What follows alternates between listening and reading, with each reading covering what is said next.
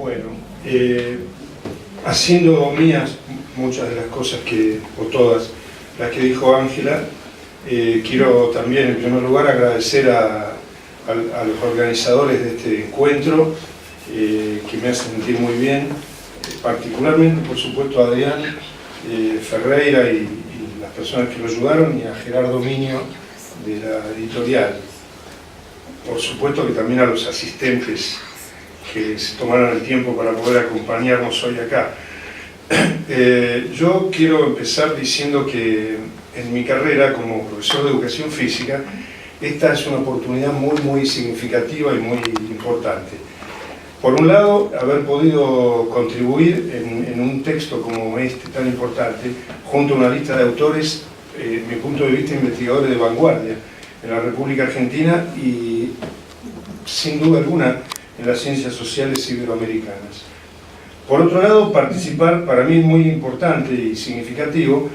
haber podido participar de un texto producido por el instituto en el que me formé como profesor y en el que trabajé casi 40 años, y particularmente por el Laboratorio de Investigaciones en Pedagogía de la Actividad Física y el Deporte, que debo decir contribuí a fundar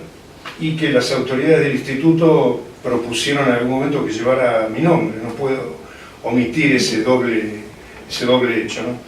Ambas cuestiones llevan a un punto máximo en este momento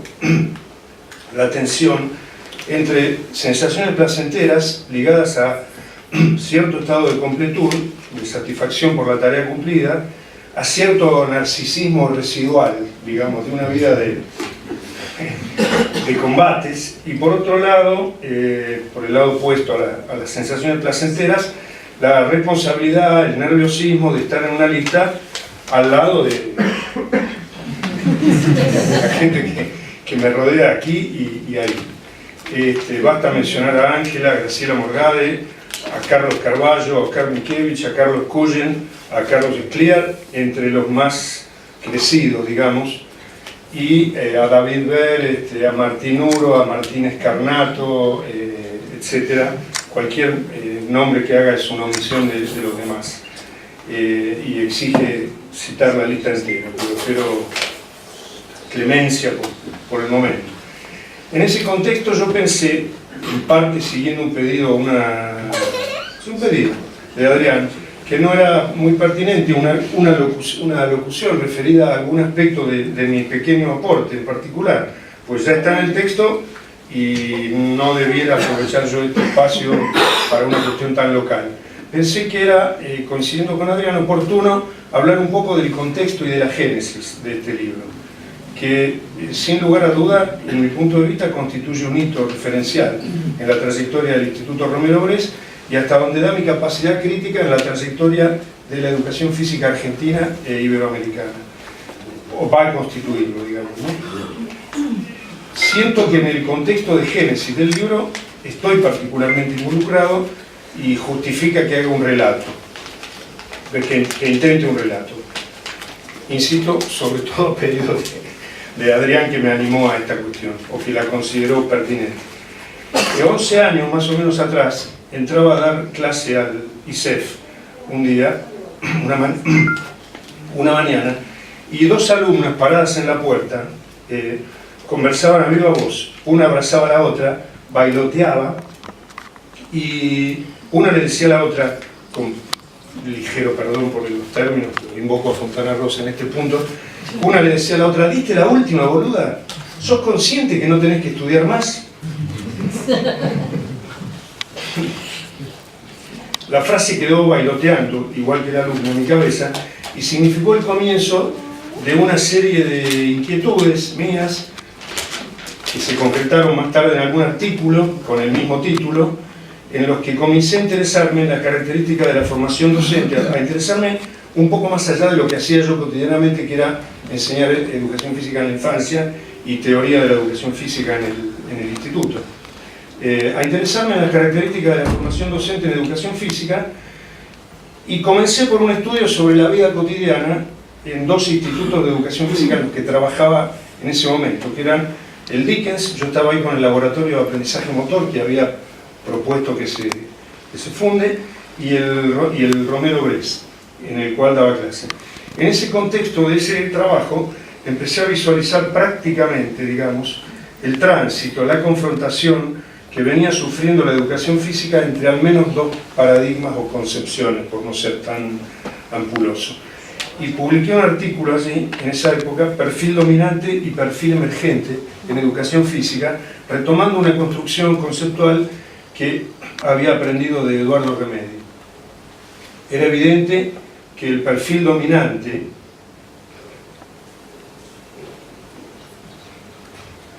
que visualizaba en la formación docente estaba ligado a lo que llamé un poquito más tarde la vieja agenda de la educación física. Una educación física sobre todo preocupada, la vieja agenda, por mejorar las cualidades condicionales del alumno y la alumna o sus habilidades motrices y técnicas para aumentar el rendimiento motriz en relación a normas estandarizadas, más que interesada en promover la disponibilidad corporal, esto es la posición autónoma de un cuerpo inteligente y emocional. Frente a este perfil dominante, con dudas, con contradicciones, con tropiezos, visualizaba en los dos institutos que la educación física venía generando la emergencia de otro perfil, que básicamente se podría definir así. Las habilidades motrices deben enseñarse y desarrollarse, y las capacidades, pues su apropiación constituye un bien cultural al que todos los sujetos tienen derecho, pues potencialmente emancipa. Dos puntos. Las capacidades expresivas y comunicativas del sujeto se ponen al servicio de su proyecto de vida. En lugar de promover la adquisición de prácticas motrices hegemónicas en el contexto de un cuerpo productivo regulado por la estética de los mercados, que parecía ser el sine qua non del perfil dominante, la educación física emergente que imaginaba se centraba en la construcción de un cuerpo disponible, socialmente disponible, constituyente del sujeto plenamente crítico. En lugar de prácticas hegemónicas que respondían a una estratificación jerárquica de la organización social, paréntesis, más capital, más acceso a los bienes, se perfilaba una educación física interesada en volver habitables las prácticas motrices, facilitando el acceso democrático de los sujetos a las mismas y sobre todo promoviendo su adherencia a largo plazo. En este proyecto emergente sigue siendo indispensable, entendía yo en aquel momento,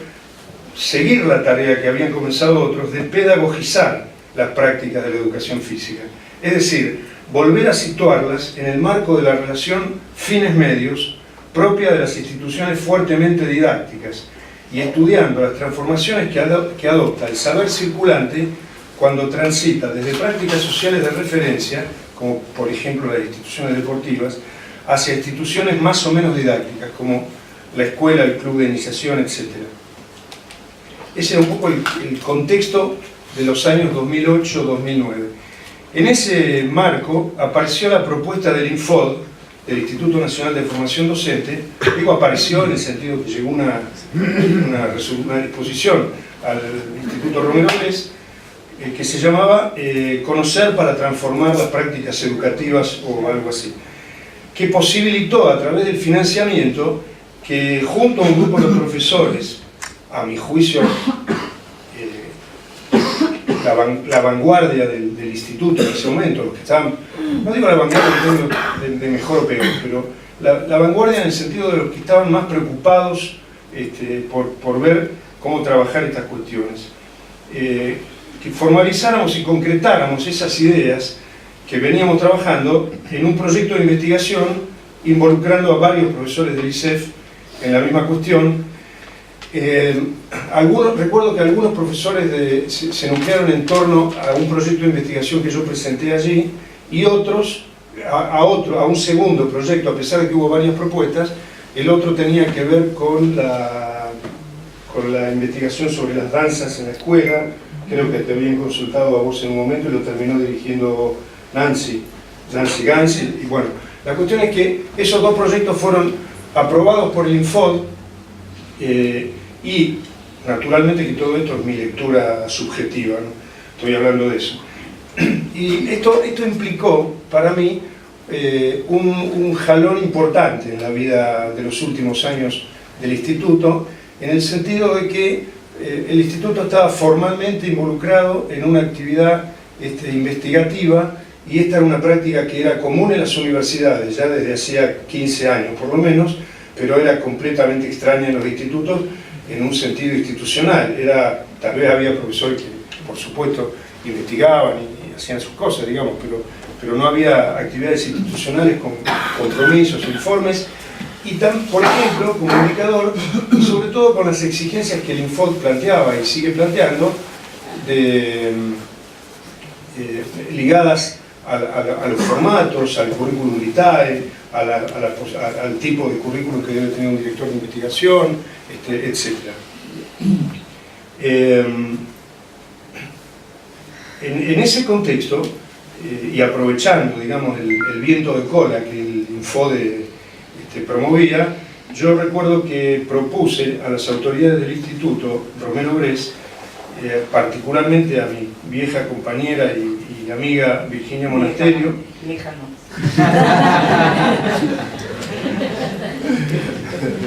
a mi antigua compañera, la creación de un laboratorio de pedagogía. Primero pensamos en educación física, después ya haciendo mediaciones con las prácticas discursivas, veíamos que había pocas posibilidades. Entonces tuvimos que ayornar un poco el título y abrirlo un poco más a la totalidad de los intereses del instituto, y ahí fue formateándose la idea de un laboratorio de pedagogía de la actividad física y el deporte, sabiendo las redundancias de origen que tenía el título, ¿cierto? Yo en mi trabajo anterior había tomado nota de un indicador, de una cuestión clave, ¿no? Clave para mí, por supuesto que, si bien en la parte de las declamaciones generales, ambos institutos de la capital ligaban su pertenencia a las prácticas educativas y al mundo de la pedagogía, etc., en ambos institutos había laboratorios de fisiología del ejercicio, pero no había ningún laboratorio de pedagogía, didáctica o cosas por el estilo, lo cual, digamos, ya nos hablaba del estado de la cuestión. Esto es de cuáles eran las concepciones referidas al cuerpo y a las prácticas motrices que circulaban en los institutos. Si uno tomaba como indicador qué tipo de actividad investigativa se desarrollaba, por cierto que seguramente bien desarrollada, no es esa la cuestión. La sensibilidad de las autoridades del ISEF en ese momento hizo que se fueran superando en el lapso de 2 años varios escollos, resistencias de la comunidad profesoral a la concreción de tal laboratorio, y con más ganas que recursos ese laboratorio empezó a dar sus primeros pasos. Uno de los pasos evidentes, antecedentes de este texto, fue la realización de 2 ediciones de las jornadas académicas del Instituto de Romero Bres, que después de mucho tiempo volvió a tener su congreso y su espacio, su dispositivo reflexivo importante, ¿no? Que posibilitaron la vuelta del instituto al escenario del debate de ideas en la educación física argentina. También la edición de la revista Praxis y la creciente presentación del instituto en convocatorias de organismos ligados a la actividad científica, principalmente el Infod, y sobre todo el afianzamiento de nuevas prácticas, como el exclusivo dispositivo de circulación del saber. Empezaban a aparecer otros dispositivos, la charla, la conferencia, el debate, a veces con 8 personas, a veces con 50 personas, la revista, etc. Este proceso culminó en el llamado a concurso. Ya ahí el instituto se había librado de mí, porque me había jubilado, pero este proceso culminó en el llamado a concurso para los cargos de director y ayudante del laboratorio y la institucionalización del mismo, siendo el primer director el magíster Adrián Ferreira, que, como saben, potenció, yo diría exponencialmente, como lo acaba de aclarar Ángela, la creación de estos dispositivos de discusión y reflexión y debate de las ideas pedagógicas hacia el interior de la educación física, a través de jornadas, boletines y el acercamiento de académicos e investigadores de primer nivel nacional y en algunos casos internacional. Claramente el hito más importante de esta secuencia lo constituye la realización del congreso que luego dio lugar a este texto. todo este proceso sin el esfuerzo del compañero y la lucidez, pues no solo cuestión de esfuerzo, del compañero Adrián, sin la lucidez y el trabajo enorme de Virginia Monasterio, el apoyo del resto de las autoridades del instituto, particularmente el que más se acercaba pedagógicamente, digamos, el que más acercaba a las cuestiones pedagógicas, que era, y es, anda por acá me parece, el compañero Hugo Guinguis, no hubiera podido tener lugar. Querría terminar diciendo que, como todos compartirán, o varios, como ocurre con las transformaciones sociales, la vida del laboratorio de investigación en pedagogía de la actividad física y sus luchas hay que enmarcarla en una estrategia que puede visualizarse mejor desde una filosofía de la cultura que desde una filosofía de la historia. ¿Qué quiero decir? Que es más la conquista cotidiana de los derechos y el acceso a los bienes materiales y culturales de las personas lo que impulsa a las fuerzas democráticas y a las personas que militamos en las fuerzas democráticas de un modo u otro. Es más eso, ese aseguramiento cotidiano, que el perseguir un tránsito hacia algún estado final de la historia. El final de los debates entre dos agendas de la educación física, como además parece estar ocurriendo, no garantiza racionalmente la supremacía de una educación física más habitable, más alegre, más inclusiva. Ese final está abierto a la lucha y a la construcción en la práctica de todos los días. Así que